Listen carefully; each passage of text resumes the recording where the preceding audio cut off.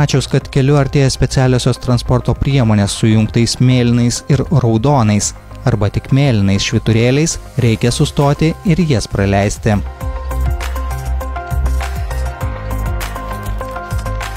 Jeigu kelyje viena kryptimi yra dvi eismo juostos, tuomet kairiąja kraštinė eismo juosta judančios transporto priemonės traukiasi į kairę ir sustoja, o visos pirmąją dešiniosios pusės juostą važiuojančios transporto priemonės traukiasi kuo labiau į dešinįjį kelkraštį.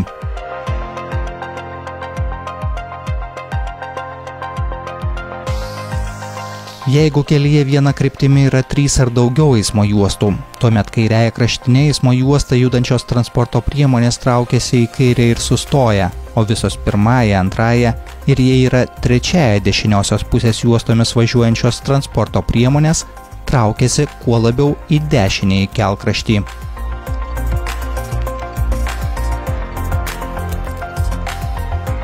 Avarinio koridoriaus plotis turi būti bent 3 metrai.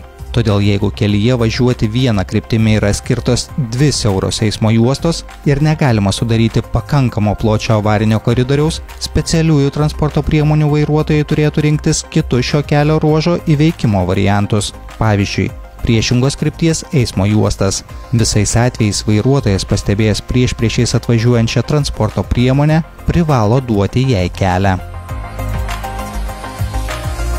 Svarbu. Negalima staigiai įvažiuoti į suformuotą tarpą. Taip gali kilti eismo įvykis. Negalima užblokuoti kelio. Automobiliai iš vietos pajuda tik po to, kai vairuotojai įsitikina, kad specialiosios transporto priemonės jau pravažiavo.